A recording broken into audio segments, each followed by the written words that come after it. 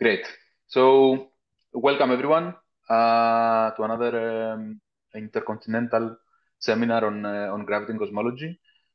Today we have the pleasure to have with us Damianos Iosifidis from Napoli, from Scuola Superiore Meridionale.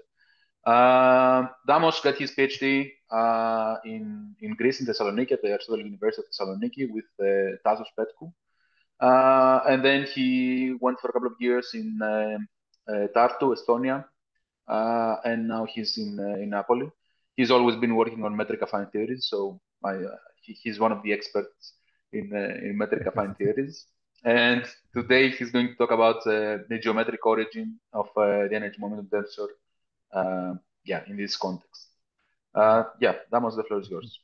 I would like to thank very much Kostas and the rest of the organizers for this invitation to just present some of the things that I've been working during the last months. So it's very nice to present this very nice series that you have created. So yes, today I'm going to talk about the geometric origin of the energy momentum tensor improvement terms, how we have this so-called Rosenfeld-Belinfante procedure, and how we can see these terms that we need to add in order to get, the symmetric and conserved energy momentum tensor. How can this emerge from the couplings between matter and fine connection, what we call hypermomentum. So the talk is based on this paper we had some months ago with some collaborators from Aristotle University of Thessaloniki and from the US. So the outline, I'm just going to start briefly review some basic concepts of field theory. Then I'm going to switch the topic and concentrate on the generalized metric affine geometry when we have torsion metricity. And in general, I'm going to discuss the metric affine gravity theories and the energy content of these theories. And then I'm going to describe the method and apply it in some very well-known examples of the Maxwell and Dirac fields, and then also how can we use it to obtain traceless energy momentum tensors. And then I'm going to conclude and discuss future projects.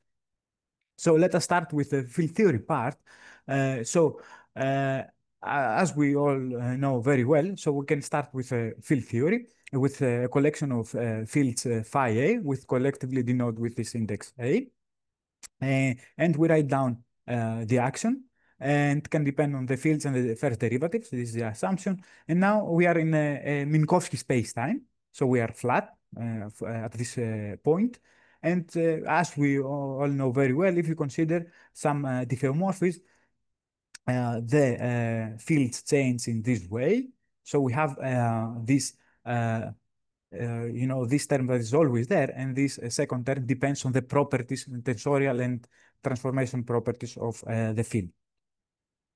And now, provided that the fields satisfy the field equations that we are on cell, we have we find from the nether procedure the conserved currents, which are these, and in this expression we have implicitly the definition of of the so-called canonical energy momentum tensor, defined in terms of the fields in this way, and this is the canonical momentum of the fields. And it's very important to notice here that just by its very definition, this tensor doesn't have any symmetry a priori. So we see that the canonical energy momentum, even if we raise this index or lower this, doesn't have any symmetry a priori. So it's asymmetric in general. And now specifying, if we specify the kind of transformations that we are considering, for instance, if we stick to translation, this psi mu is constant, and we have that the canonical energy momentum tensor is conserved. On the other hand, if we consider some Lorentz rotations, then this psi mu is given by this expression, and we have, in this case, we can specify the antisymmetric part of which, as we said, it's not symmetric. So we have an antisymmetric part. We can specify it in terms of the so-called spin tensor here. And then using this, we can then construct the well-known Belinfante-Rosenfeld symmetric and conserved energy momentum tensor. So this new tensor now is by construction symmetric and is also divergence free as it was the original um, uh, canonical energy momentum tensor. And we have this correction here. So this part has a zero divergence identically in order to get, that the Belinfante, this improved energy momentum tensor is also conserved. So this is the standard procedure that one uses in flat space, in Minkowski space-time. And now let us switch topic a bit, and then we are going to discuss some aspects of metric affine geometry or non-invariant geometry. And as we know, given a manifold, we can introduce two concepts on that manifold. We can introduce a metric tensor, and what it does is it allows us to measure the lengths of vectors and also measure distances and define dot products. So the metric is used for these purposes. And on the other hand, uh, on the same manifold, we can define what is called an affine or a linear connection. And what it does is it allows us to compare vectors or in general tensor fields that live at different tangent spaces on the manifold. So in general, these two geometrical entities are totally independent. They are introduced for different purposes. So they are independent of each other. And now, what is a non-Riemann geometry? It is generalized geometry when we have a metric and the linear connection, which are independent. And now the metric can have an asymmetric part as well, which is given by torsion. And also, it is not required that it is metric compatible. So it can have a non-metricity, as we shall see. So now, having defined a connection on the manifold, what we can do is we can define the torsion of the connection by this, and we can also define curvature. And note that both of these geometric notions are independent of the metric. So we don't need a metric in order to define torsion and curvature. On the other hand, if we want to define non-metricity and to measure how much the metric compatibility is violated, we have this non-metricity tensor, which expresses the fact now that so the connection is not metric compatible. So the covariant derivative of the metric tensor is not zero. And in component form, we can see that the torsion tensor popping up if we just construct the anti-symmetrized covariant derivative and act it on a scalar field. So torsion for us would be this anti-symmetric part, the affine connection. On the other hand, if we now form the anti-symmetrized double covariant derivative and act on a vector field, we now see this curvature tensor appearing. And so this is a definition. Again, you see that we only need a connection. No metric is used here. And what else we have is that in general, this curvature tensor, this generalized curvature tensor, the only symmetry that it has is just anti-symmetry in the last pair of indices. It doesn't have any other kind of symmetry for the general connection. And of course, we define non-metricity. For this, we also need, of course, a metric. And this is the coordinate expression of non-metricity. And now some schematic representation. So what is the geometric meaning of torsion? So imagine we are in like a two-dimensional space for simplicity, and take a vector u tilde, and we transport it along the direction of this vector u.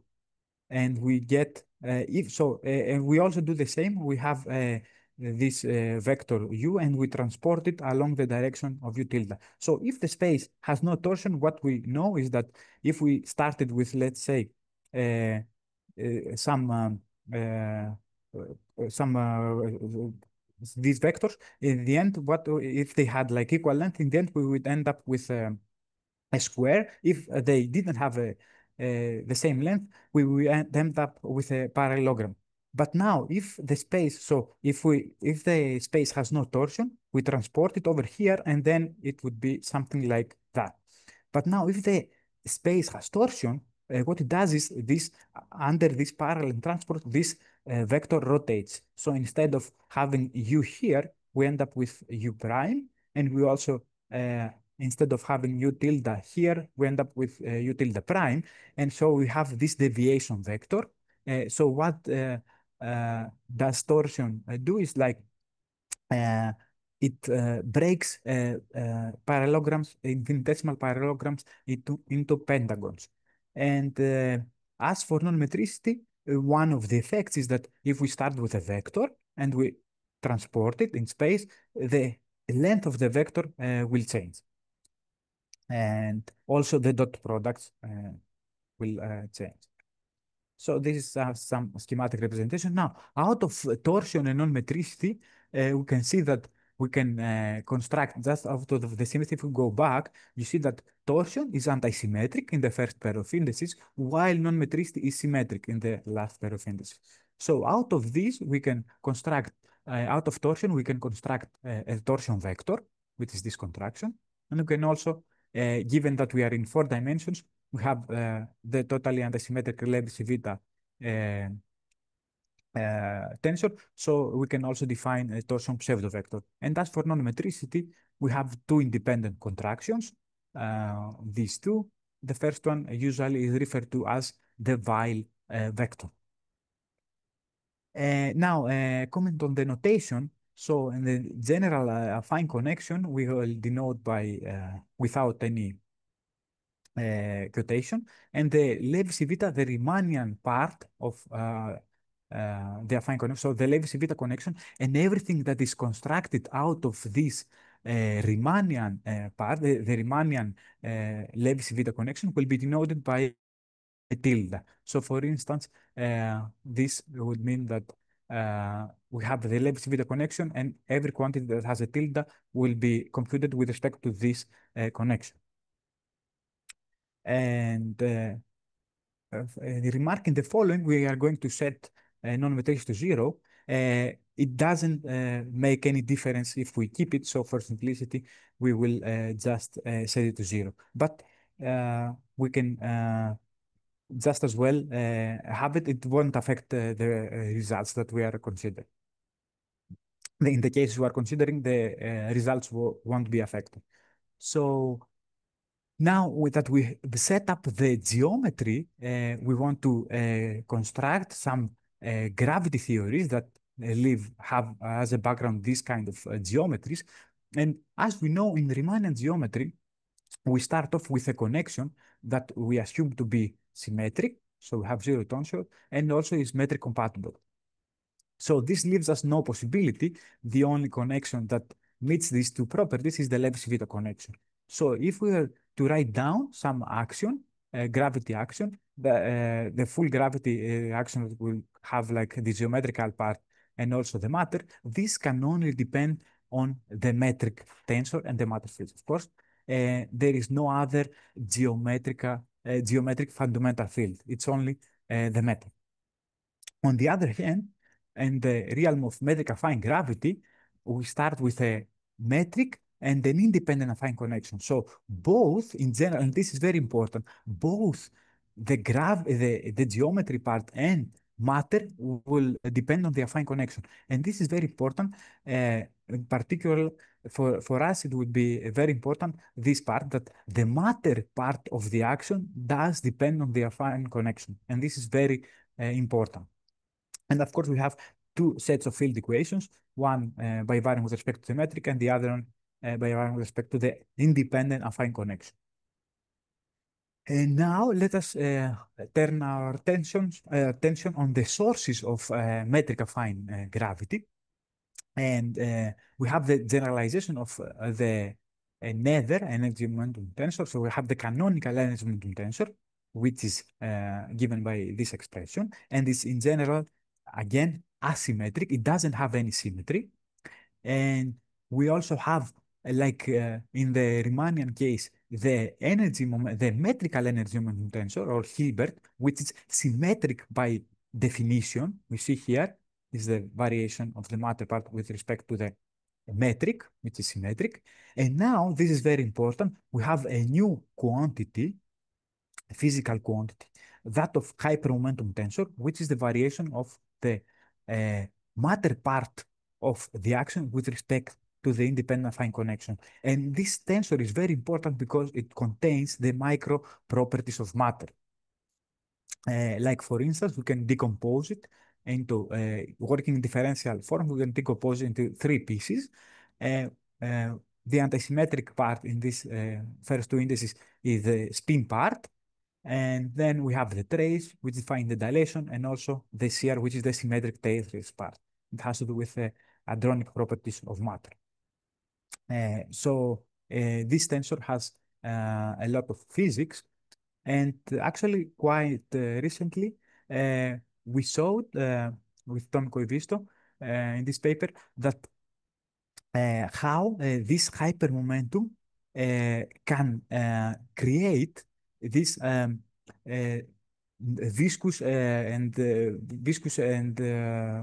heat fluxes, etc., like these dissipative effects in fluids. This how can this be seen, or they arise as manifestations of hypermomentum.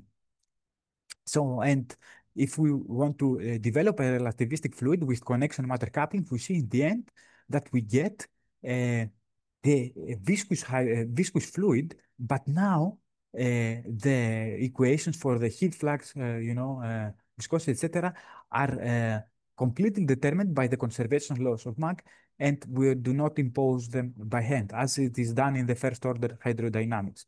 And this can be seen in the Lagrangian formulation of fluids with connection matter couplings, what we call hyperfluids. So we have a hypermomentum that respects spatial isotropy, but this yields an energy momentum tensor that is in general asymmetric. This is general, not perfect fluid form, but has imperfection, viscosity, etc. So after this aside, let us go back. So we have defined the three, let's say, energy tensors of metric affine gravity, but these are not independent. Actually, if we have the matter part just from the diffeomorphism invariance and the GL invariance of the matter part of the action, we get the conservation laws of metric affine gravity. And the first one from GL is this one, which can be seen as a conservation law for hypermomentum, or can be seen as an equation that relates the metrical, the canonical, and the divergent kind of divergence of hypermomentum. Then from diffeomorphism, we get this. And if we combine them or directly use coordinates, we get this conservation law. And here we can recognize that the usual energy momentum conservation is recovered for matter that doesn't have connection couplings. So if this delta is 0, we see that we have the usual energy momentum conservation, but for matter with microstructure, this delta is not 0, and we see that we have additional forces on the right-hand side. So the energy momentum tensor is not conserved. And this has to do with the microstructure. And now this is the basic equation that is going to be very crucial for the rest of our discussion. So but just by looking at them, okay, they seem a bit evolved, and then there is one idea. Okay, what if we have these two conservation laws, and now these are like valid in general for general space that have curvature, torsion, non-metricity. What if now we specify the geometry and go flat? So what if we go flat, take the flat space limit of these two conservation laws? In particular, we set the Minkowski, the metric to be the flat Minkowski metric, and we also trivialize the connection, set to 0. So if we do this, we see immediately this relation between, so now this sigma will become the flat space canonical energy momentum tensor that I showed at the beginning. This is the metrical, and here we see kind of divergence of the hypermomentum. And this one simply implies that the canonical is conserved. And now we starting to realize some connection here between this limit and the Belinfante-Rosenfeld procedure. So what we see now is just, if we have a look, what we see is immediately that we know from this that the canonical energy momentum tensor is conserved. Now we see that this, the metrical, will also be conserved if this hypermomentum is antisymmetric in the last two indices. So this conservation would also imply the conservation of the metrical energy momentum tensor if the hypermomentum is antisymmetric in the last pair of indices. And actually, in all of the cases that we are going to discuss, this is true. So in all of the cases, only the hypermomentum is antisymmetric in the last pair of indices. And this happens when we have direct torsion couplings with matter. So we see here that if uh, if the canonical energy momentum tensor is known, and somehow if we can compute this hypermomentum, we can solve for this metrical, and this is symmetric. So in the end, we know that the result we will find the tensor, if we substitute everything into this equation, will be a symmetric and conserved, if this is the case, energy momentum tensor. So now let us see how this method works. So we start with probably the simplest example. We just consider a free Maxwell field. And as usual, we have the Maxwell, the field strength, etc. We have the field equations. And if we now want to compute the energy momentum tensor, what we find is this, the standard textbook example. Okay, we find this expression. And now the problem is that this tensor, not only is it not symmetric, it is also not gauge invariant. So this is a huge problem. And what we do is, like, if you for instance, in C and Landau and Lifshitz, we add this term, and now adding this term, we get a new energy momentum tensor that is gauge invariant, and it's also symmetric. And we can arrive at the same result if we just couple um, this matter to some Riemannian geometry and consider coupling into some metric, consider the generalization with gravity, this action, then vary with respect to the metric, and then go back to flat space-time. We can recover the same energy momentum tensor.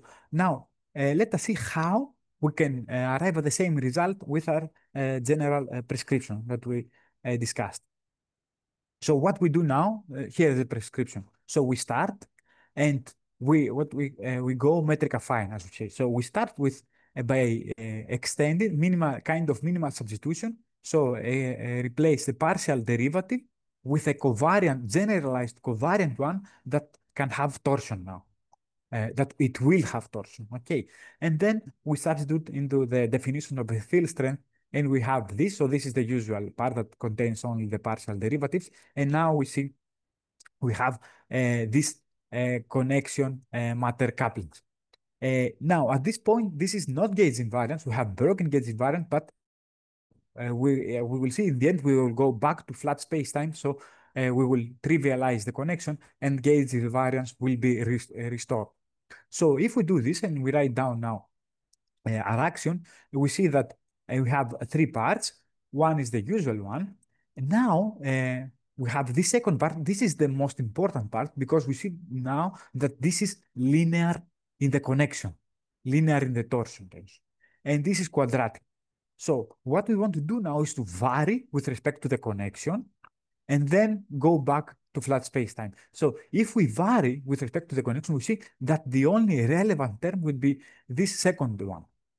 because the last one is quadratic in the connection in torsion. So once we trivialize the connection, torsion will also be zero, and then this doesn't give anything. So the important term is this second one in red. So after we vary with respect to the connection, this dependence will go away. And in the end, when we set torsion and connection to zero, we will have a leftover piece. And this is the important piece that, as we will show, will give us what we want. So what we do now is like, okay, for this Lagrangian, we compute the hypermomentum, and it has this form. And we compute also the divergence. And if we now take this and substitute back into this relation, we solve with respect to T capital, the metrical energy moment tensor, we find quite miraculously that we arrive at the same symmetric and conserved energy momentum tensor that we would otherwise, as we discussed, obtain by coupling to the metric or by applying the Belinfante-Rosenfeld procedure. So we see immediately how this hypermomentum now acts as a Belinfante-Rosenfeld improvement term. And okay, this method can now be extended to P-forms in a very simple, very straightforward way. And now, okay, one may ask, okay, maybe this was a coincidence, right? It just happened to work for this field. So can we test it with some other examples? So I'm going now to discuss the case of the Dirac field. Also, in this case, we start flat. We start with a Dirac field in flat space. As we know, we have the Dirac axion. And then we compute the canonical energy momentum tensor. And now we find this form, which is obviously not symmetric. We can symmetrize it again with a Belinfante-Rosenfeld procedure, but let us apply our prescription and see how what the result do we get.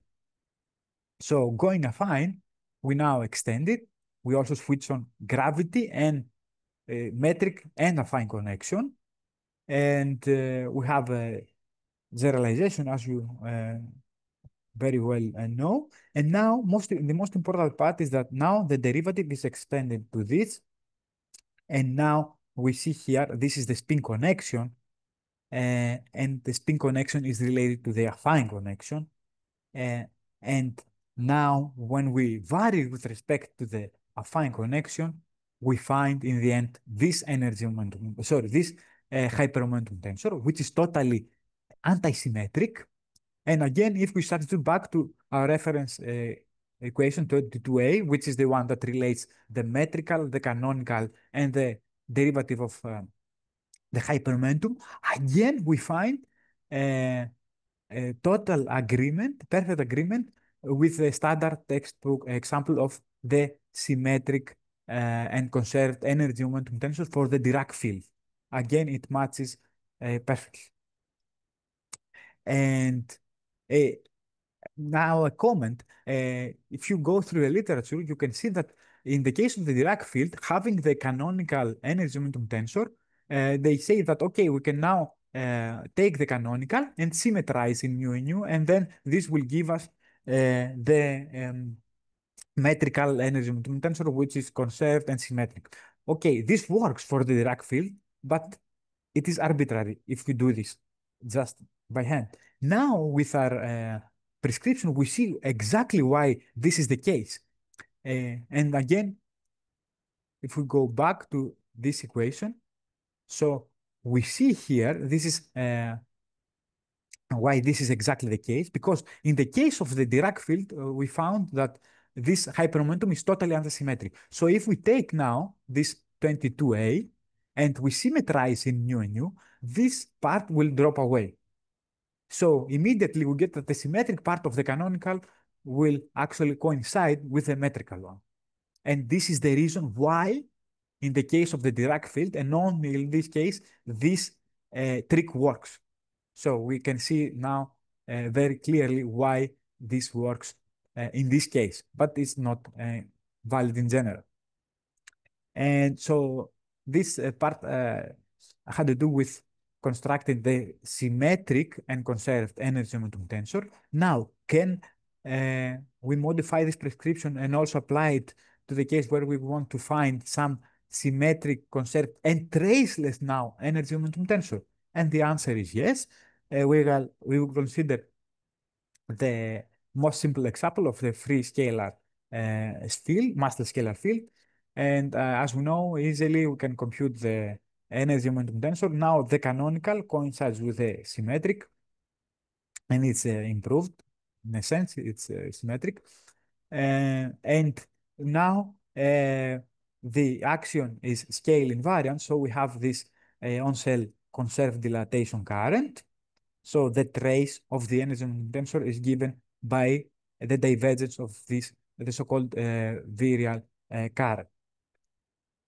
And now, how can we obtain a traceless energy momentum tensor? So what we do is we couple it to the most, let's say, well-known method is to couple it to and construct the conformal invariant action, which is this. We couple it with a rich scalar.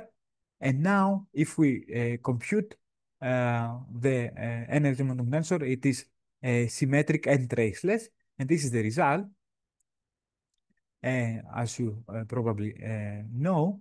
No, this method works. Okay, the truth is that it works, but it for more complicated theories, it's not so straightforward to come up with the required term that we need to add in order to obtain a traceless energy momentum tensor. And the computation of the metrical energy momentum tensor, even though it is straightforward, it's quite long. It has it's like quite a few lines to show that in the end this is the result. Now we will see how by using our method we can derive this in literally just one line. And what we do is we want to construct an energy momentum tensor that would be traceless, and we know for that if we extend to this the covariant derivative to this Gates covariant derivative, when we now have this torsion vector here, then if we write down this generalized action, this kinetic term, this is by construction invariant under what we call frame rescaling. So if we change the frame in this way and the field like that, and this by construction, we know that it will yield a traceless canonical energy momentum tensor. So if we apply this here, we compute the hypermomentum. It has this form. And if we substitute again back to 22a, we find in one line agreement with the classical result, which is this. We see that again, it coincides, and we can find the improved symmetric and traceless energy momentum tensor by coupling to metric affine geometry. So let me now recap our algorithm here, what we have done. So we start off with some, let's say, field theory. We have with some field that for which we want to compute the metrical energy momentum, the symmetric and conserved energy momentum tensor. Instead of doing the Belinfante-Rosenfeld procedure, what we can do is the first step is we go metric affine. That is, we promote the Minkowski metric to some arbitrary space-time metric. And we also consider a minimal substitution of the partial derivative to some generalized covariant derivative that is important would be torsion full. And then we write down the matter action in this generalized geometry. The second step is we just vary with respect to the connection. And after that, we go back to flatness. We set the metric to be the Minkowski metric, and then we trivialize the connection, set to 0. And after we've done this, we just extract the hypermomentum and take this hypermomentum and substitute it back into the flat space version of the conservation laws we discussed, 22a. And then we solve with respect to the metrical energy momentum tensor. And by construction, we know that this tensor will be symmetric. And if again the hypermomentum is antisymmetric in the last pair of indices, then this will be the improvement term and would also be conserved. So the resulting tensor will be the symmetric and conserved energy momentum tensor. So what we have done, as I already pointed out, we have provided a geometric origin of the so-called Belinfante-Rosenfeld improvement procedure by extending the coupling to systems that have connection matter couplings. And by doing this, we showed how these improvement terms arise as the derivatives, the functional derivatives of the matter part with respect to the connection. And we showed in a number of examples how this can be applied and derive the improved energy momentum tensor and also the traceless in the case that we want to by coupling by this coupling and in a very like simple way. And what remains now is like what we can do with this. We can also study non-trivial vacua. Like for instance, we can have like a constant torsion vector that breaks Lorentz invariance, and so we can have like the Minkowski metric, but torsion, not vanishing torsion, and then this will break Lorentz invariance. And we can also apply this to more complicated theories like non-unitary CFT, higher order derivative theories, etc. So that was it. Thank you. Thank you very much, Damos, for the nice talk. Are there any questions? There is a question in the chat. Let me read it. Do you think that the dependence of the matter action on the affine connection create a sort of minimal coupling which is responsible for the improvement? Let me. Yes, that's exactly what it is. Yeah. Yeah, exactly. Like the improvement terms has to do exactly with this matter connection coupling, and actually the hypermomentum is the improvement term that makes the new tensor symmetric. Say. Nice. We can Any see other it question? from this one. Yeah, I have a question. Go ahead, Jay. Yeah, thank you, Damos. So I'm a bit curious about, can you elaborate more on like why when you introduce non-metricity, the conclusion doesn't change? I think this is a bit non-trivial to me. Yes, because okay, yeah, it doesn't change in the case of the Maxwell field and the conformally scalable field. It does change in the case of the Dirac field, but the problem is that for the Dirac field, we don't have the generalization of the Dirac equation with non-metricity. But in this case, okay, it does play a role. But here you see that when we do the minimal substitution, here we have no non-metricity terms. Even if the connection is not metric compatible, it won't affect the result. Mhm. So that Also, only works when you can rewrite the expression of these corrections in terms of, I mean, solely in terms of torsion, right? yes, when Like, only you have like the couplings involve torsion, the torsion tensor, only then this hypermomentum can be seen as an improvement term.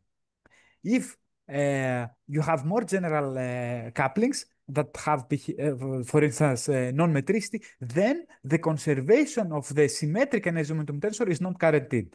So as you I see see. from, where was it? Here. So if you have like non-metristic couplings, then even though the canonical is conserved, the metrical won't be conserved in general. I see. I see. Thank you. But in most of the cases, it's like we have direct torsion coupling. So in this case, we can safely say that, okay, if we have only torsion matter couplings, then a hypermomentum is the correction, the improvement term. Mm, I see. Thanks. Welcome. Any other questions?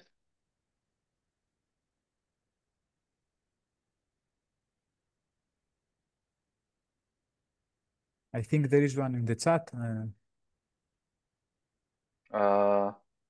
Yes. So if you get rid of the independence of the matter action and the affine connection, and just keep the dependence of the gravitational action, does this change anything? Meaning like Palatini. Yes, So then you cannot have this. I mean, essentially, you are in a Riemannian case. As far as the, like the matter content is concerned, uh, then this is the most crucial part that you have to have this dependence on the matter sector. If you don't have it on the matter sector, it doesn't work. yeah. I mean, I I think you're talking about the geometric origin of the energy momentum tensor. So if the energy Mhm. momentum tensor does not depend on the connection, then everything is Mhm. just yeah. Yeah, yeah. Mhm. Mhm.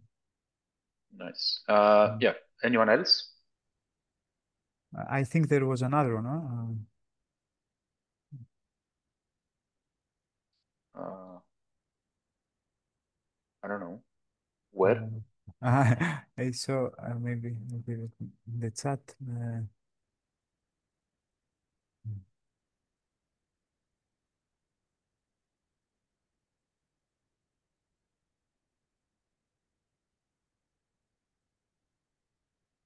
Yeah. I don't think there's anyone else. Okay.